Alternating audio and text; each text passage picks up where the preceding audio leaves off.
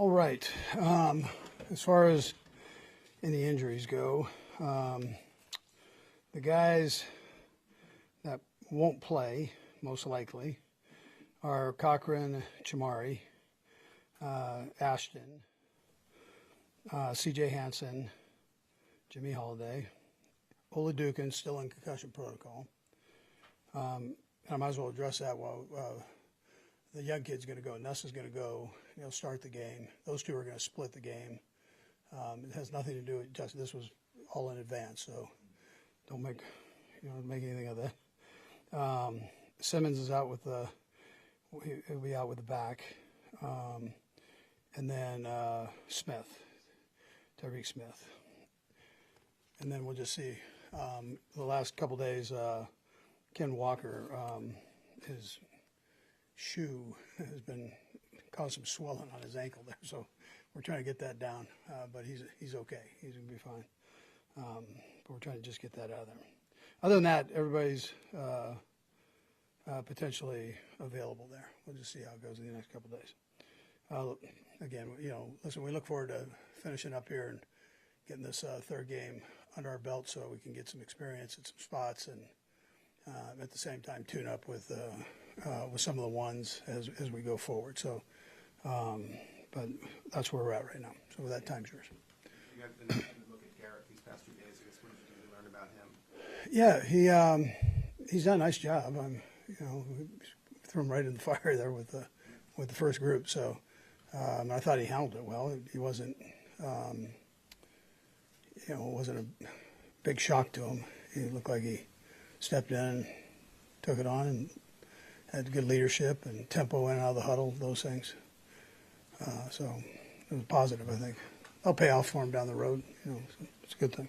What's your message to your younger players, the guys at the bottom of the roster? Yeah, keep improving, right? Just keep improving every week, every practice, every week. They're evaluated every day, and every play every day, and we talk about them as a staff, and so we just want to see continual progress going forward, and have that attitude, positive attitude, doing it.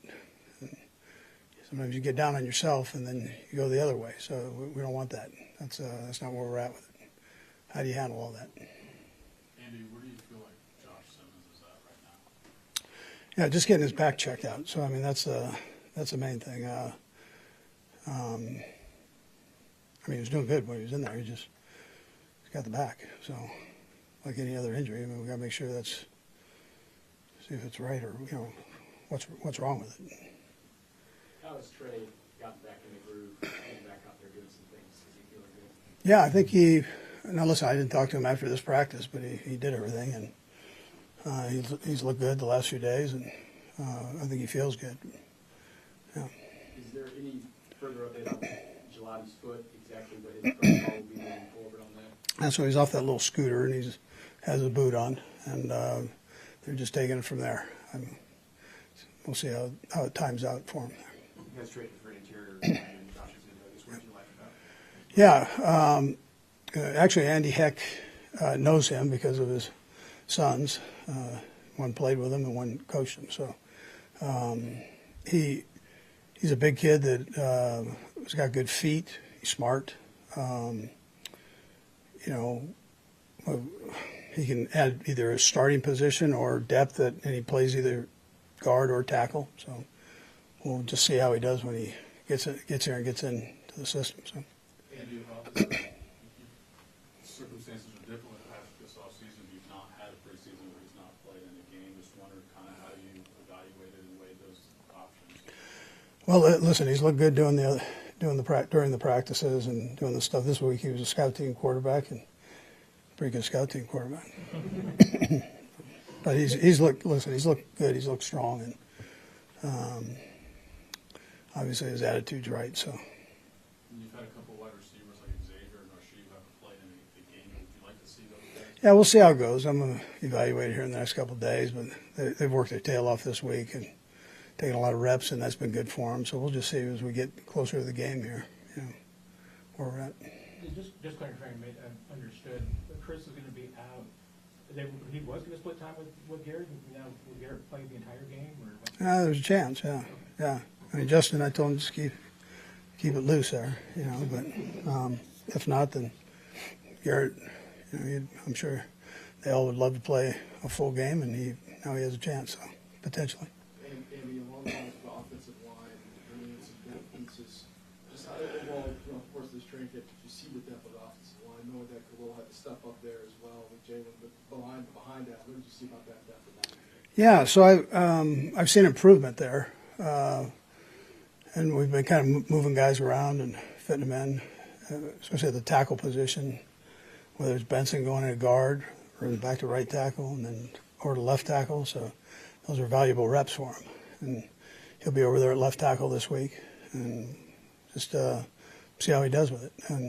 But I like the way the young guys have progressed. I think Caliendo, who's been here now, he's probably not considered a young guy anymore, but he's had a good camp, and so that's a positive too in there. Yeah. Would you say you're just still evaluating the right tackle at this stage and making that decision down the line? I think we feel comfortable with both guys. I mean, it's either one can go in, but they're both doing a decent job. Yeah. Okay. Thanks, Go ahead, guys. Jake, how much more comfortable do you feel at this point in your career, at this point in the preseason than you did when you first got in? Yeah, just getting comfortable with, who I'm playing with, all the guys, and definitely going into year 3. Go ahead, guys. Jake, how much more comfortable do you feel at this point in your career, at this point in the preseason than you did when you first got in?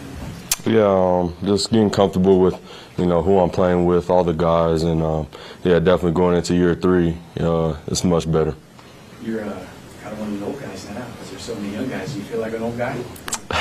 Yeah, a little bit. The body's starting to, get there, but no. Just talking to the young guys, making sure that they're going on the same and the right trajectory, and just make sure we're all on the same page. Jed, what have these last couple of games done for you? I'm just playing with confidence. That's my biggest thing, and trying to get the defense down, stuff like that. But definitely the confidence. Was there anything that you wanted to maybe prove to yourself or the coaching staff since the beginning of training camp? Definitely, each day is something to prove. If not to the coaches, then to myself. I'm just trying to get better each day. When Spag speaks about you up here, he talks about a lot of the one-on-one chats that he has with you. I guess, what is that like from your side, and what does that mean to you? Yeah, he's a guru at this, and, he's helping me understand, what offenses like to do, what to look for on a defensive perspective. He's giving me so many good nuggets that, I can look for in the game, and I feel like that's improved my gameplay as well. You say you're feeling and playing with a lot of confidence now. Have there been times in the last couple of years that you felt like maybe you weren't playing with that level of confidence? I would say maybe last year I let my confidence dip down, not trusting myself. But, in this game, you're going to have ups and downs. And I feel like the biggest part is just to keep your confidence, keep under control, and, just learning that and realizing what it has to take and what you have to do to make sure you stay there. I feel like that helped a lot. Where does it manifest itself like last year? Was it only in games? Was it on the sideline, meeting rooms? Like where your confidence maybe wasn't where you wanted to be? Yeah, I would say, in all aspects, I felt like I was doing the right thing, but sometimes it wasn't. And, sometimes, the coaches would get on you and stuff like that, which they should. And just some of that confidence, might have dipped. Anything else? This last game. How critical could this last game be for the defense for some of the guys at the bottom of the roster? We're all out there to win. I feel like that's the main priority going into this week. And we got a lot of guys, who might play their last snap of football or go on somewhere else. So we're all just trying to make sure that we're out here to win, do the right thing, and show what you got. Jay, it looked like in the first game in particular, but in both games you were playing faster. Is that because the confidence came first, or just having a good game then leads more? I think just, understanding that you got to keep your confidence. I think that's what it came down to.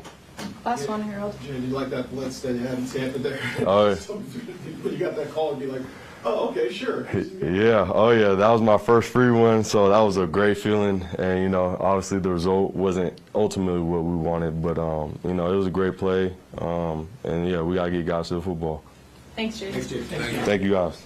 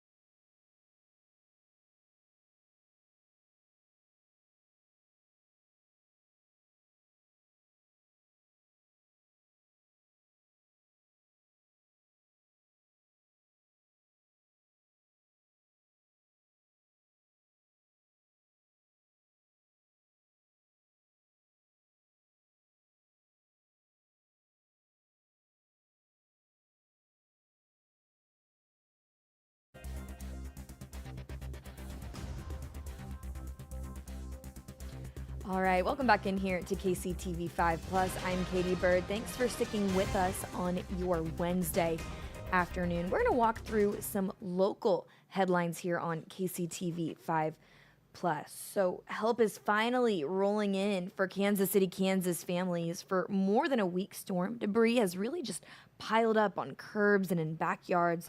Many people have been pleading for help. And of course, this morning, the Kansas National Guard is stepping in to clear it out. They're removing tree limbs and debris from public rights-of-way across Wyandotte County. But they won't touch private property. So you need to move debris to the curb. And just down the road, the McNewton Outreach Center has transformed into a full disaster recovery hub with the unified government, the Red Cross, and local volunteers connecting people with what they need most right now. There's going to be people who are going to just need help navigating the paperwork that's going to have to come through. So it could be a variety of different things. As she mentioned, it's not just the physical needs being met, you can also help navigate confusing assistance paperwork. And Operation Barbecue Relief is serving free meals here in the Kansas City metro, actually at the Quindaro Community Center. This is in Kansas City, Kansas. Lunch starts, it actually already started around noon and will be available until the food runs out. This nonprofit has served more than 13 million meals for disaster victims across the United States. And in more headlines this afternoon, we're tracking a deadly shooting. It happened overnight. It rattled a Kansas City neighborhood. Police say a man was shot on the front porch of a home near Wayne Avenue. You can find more information on kctv5.com. If you have information, you are asked to contact the TIPS hotline. And today, a Kansas City, Kansas officer is being remembered. Go ahead and take it over to that video now on your screen. Give me just a second as I get this pulled up here.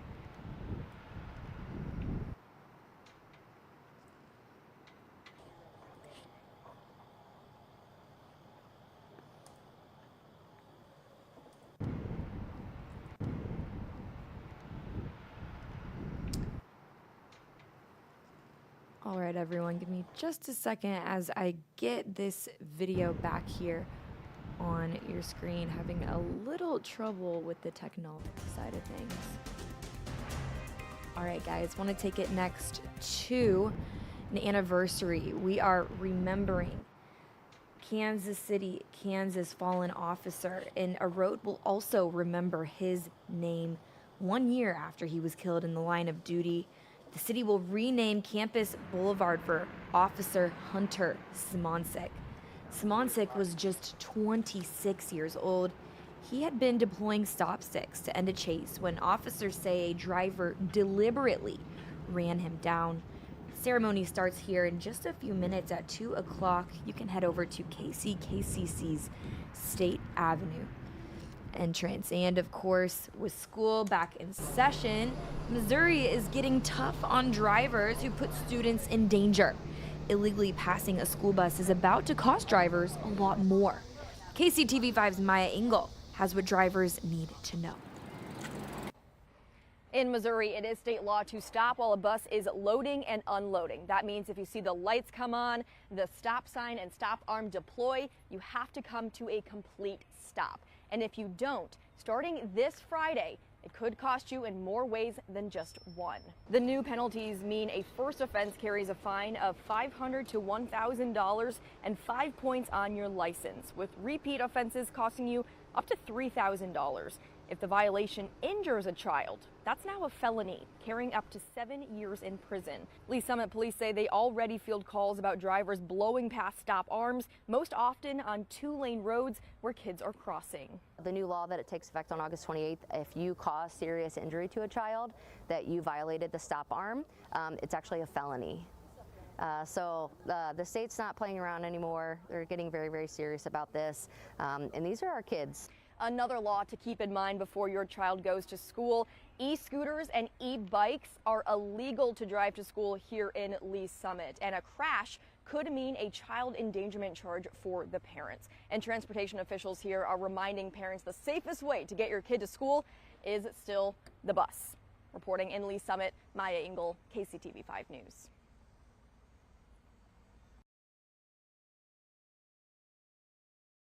And next up here, a routine traffic stop turned dangerous overnight on I-35 in North Kansas City. Here's what we know. The Highway Patrol says a trooper was struck by a passing car after arresting a suspected drunk driver. This was just before midnight. We've just learned that the trooper has undergone surgery, and the Missouri State Highway Patrol is still investigating this. And an irreplaceable powerhouse and truly an American icon, Dolly Parton, the queen of country music. We learned just yesterday afternoon that she's passed away at the age of 80. She died after a brief battle with cancer. We're now hearing from people here at home who say her impact was personal. From local radio DJs to the literacy advocates, She inspired many right here in Kansas City. Taking it over now to KCTV5's Betsy Webster. She takes us on a journey of how Dolly's legacy is living on. Music was just part of Dolly Parton's legacy. The staff here at Lead to Read KC, they remember her for her commitment to youth literacy. The staff was in this line at the Folly Theater in 2024. It's true we had no money, but I was rich as I could be. We too were there as Dolly celebrated Missouri's launch of her book program, the Imagination Library, which she founded in 1995. The Lead to Read staff posed with a cardboard Dolly and felt validated in the work they do. And Dolly Parton is someone in our work and world who got to the most upper echelons of stardom and chose to care about children and chose to care about literacy and chose to care about community. So she's a shining example to us. If Dolly Parton can choose to care about kids and books and literacy, of course I can, of course you can, we all can. Betsy Webster, KCTV5 News. Dolly will definitely be missed, not only in Kansas City, but around the world. And next up, we've actually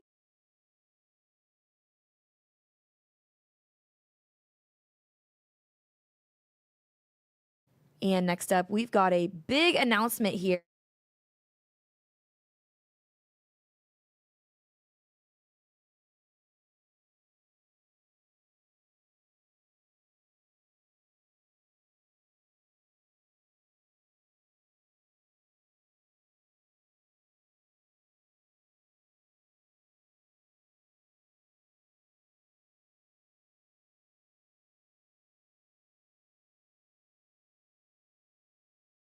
And the Kansas City Chiefs will be facing off against their preseason finale matchup.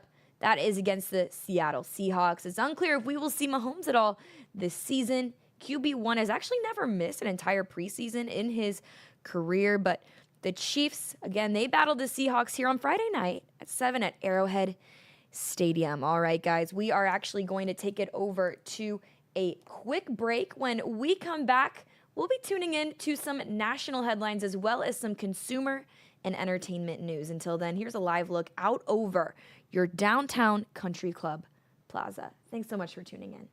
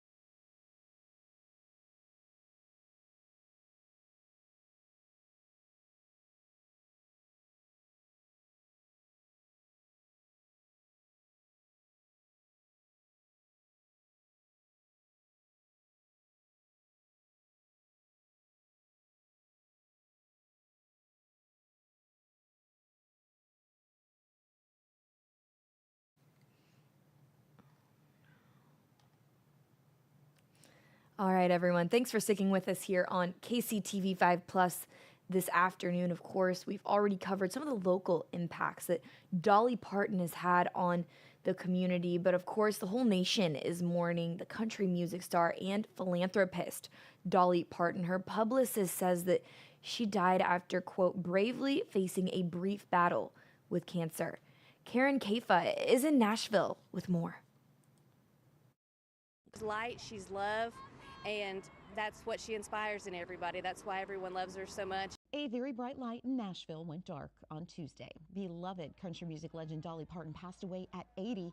Parton's career spanned more than half a century, with crossover recordings that scored regular hits on both pop and country charts, as well as a film and TV career. Parton's universal appeal, a unifying force in divisive times, has been clear in the outpouring of emotion. Country fans, pop fans, Republicans, Democrats, all genuinely mourning her passing. Britain's royal family shared their own tribute for Parton with a military band at Buckingham Palace playing her hit 9 to 5. But it wasn't just her talent that drew people to her. It was also her heart. Parton was a magnanimous humanitarian. She launched the Dollywood Foundation in 1988, initially seeking to lower the high school dropout rate in her home county in Tennessee, and later forming the Imagination Library, which has grown into one of the premier early literacy efforts and book gifting programs in the world. She even personally gave $1 million to research during the COVID-19 pandemic, even helping fund Moderna's vaccine development. Dolly always talked so much and so freely about her family, about what it was like growing up in the poverty that she did in Tennessee, about how that motivated her. What she did with her success is a lesson for all of us. You know, when you have a lot, you can do a lot with it. And boy, did she do a lot with it. In Nashville, I'm Karen Kafa.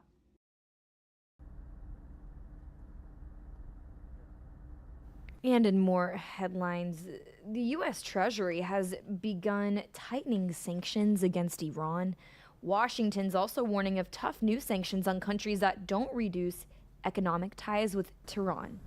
In the meantime, an unnamed source told an Iranian news organization that Iran wants to return the memorandum of understanding signed with Washington. This actually happened a few months ago, back in June. Sherelle Hubbard reports. The pressure is on. With the U.S. Treasury Department's new campaign to tighten sanctions against Iran, targeting aviation, shipping, gold and digital assets, and more, experts predict ordinary Iranians will be impacted. What is going to happen, I think, their lives are going to become harder and harder.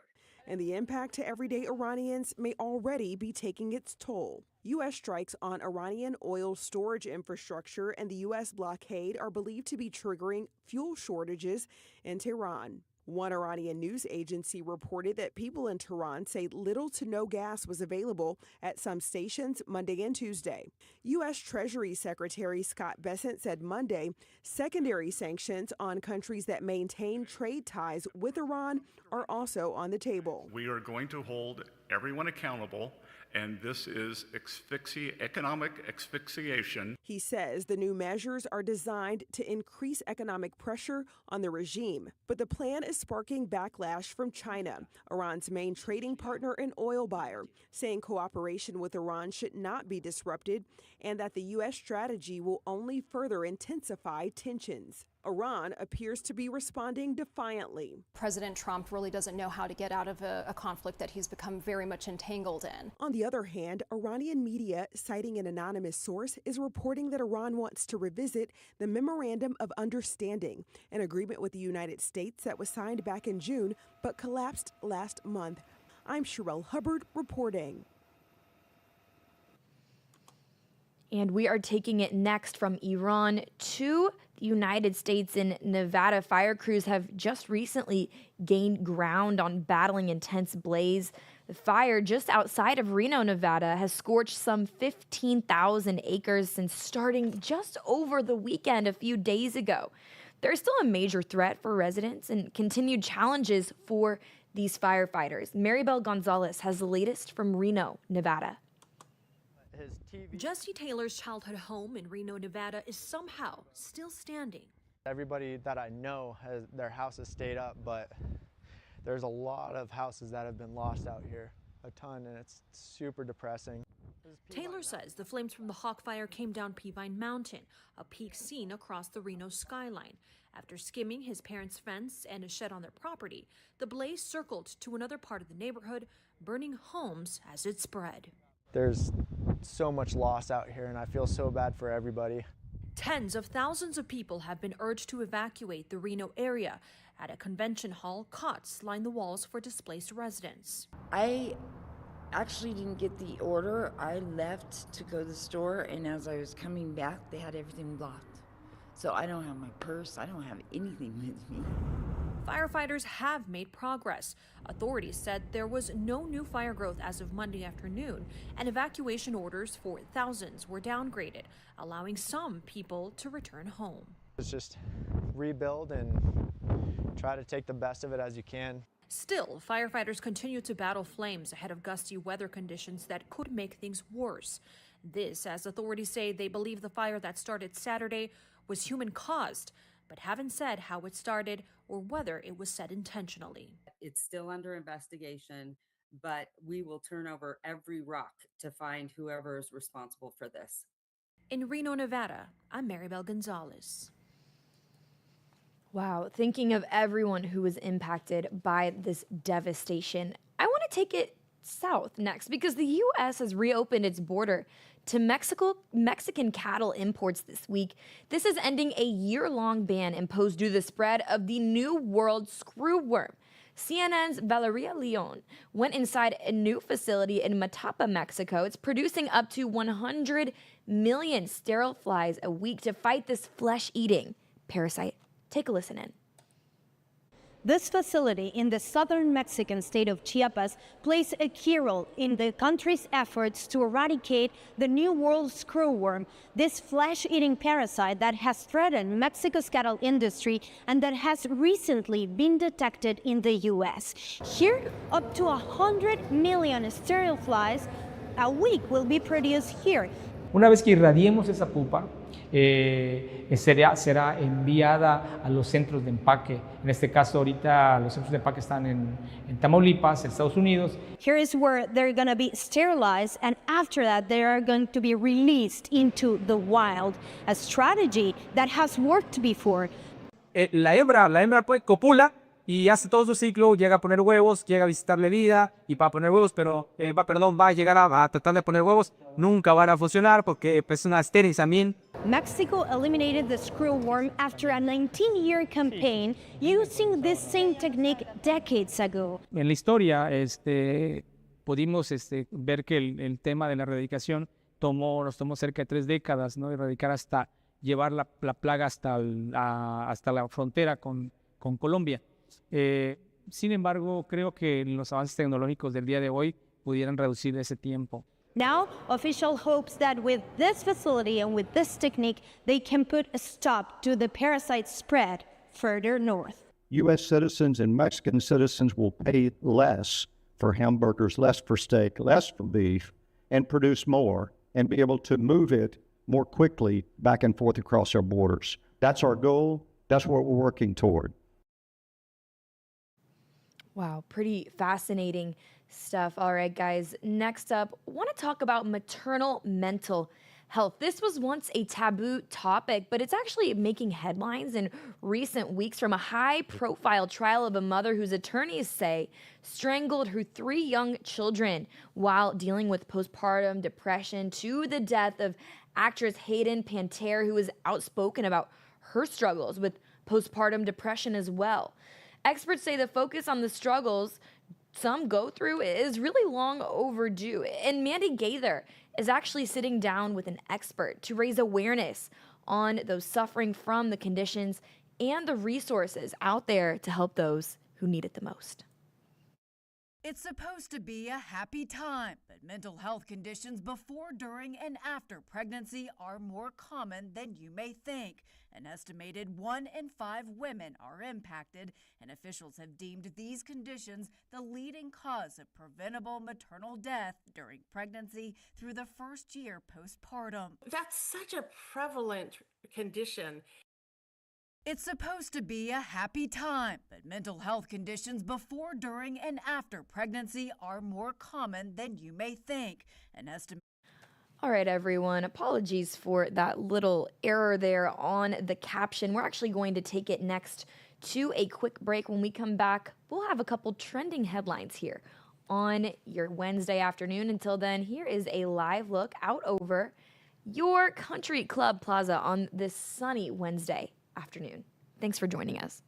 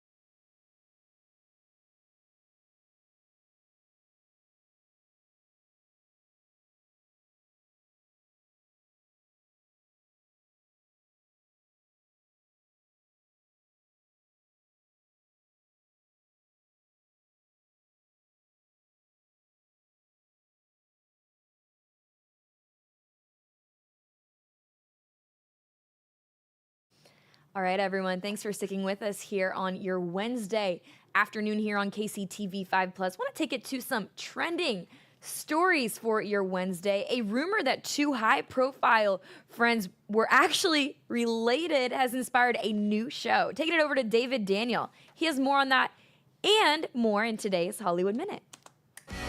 Maybe it's not a total coincidence that you and Matthew are always scrapping like brothers.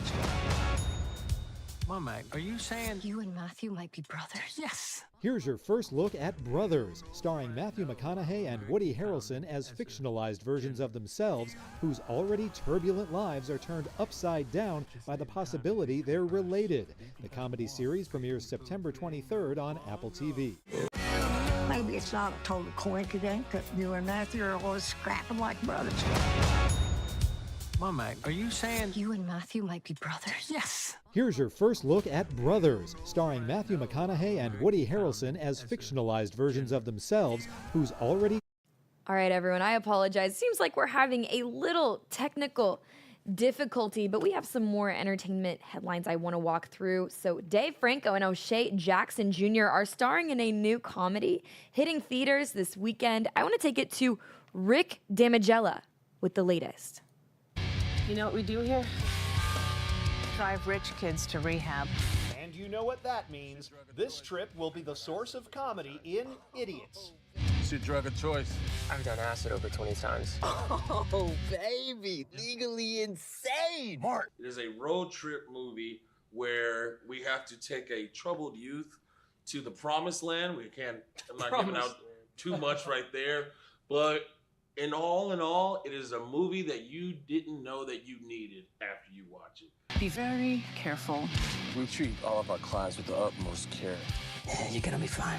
I've been talking to Macon on and off about this movie for almost 10 years now. We talked about it back in the day, and I just wasn't quite the right age to play this character, so we parted ways. But then a couple years ago, I reached out to him. I was like, whatever happened with this project? And I was like, no pressure, but if I can help in any way, like I would love, I'm old enough to play this role now. So we had a pretty limited schedule, and it all came down to being smart about how we did location scouting and scheduling. So for the first half of the movie, we were planted at a motel that a lot of the story takes place in. But we also built a lot of sets in that motel, and we did a lot of our driving work out of the motel lot. You were like the transporter. Yeah, I am like the transporter. In Hollywood, I'm Rick Damigella. Looks pretty good if you ask me. All right, guys, we're going to take it over to a quick break. Then meteorologist Stevie Stevenson will join to walk you through your Wednesday afternoon headlines. Thanks so much for joining us. We'll be back soon.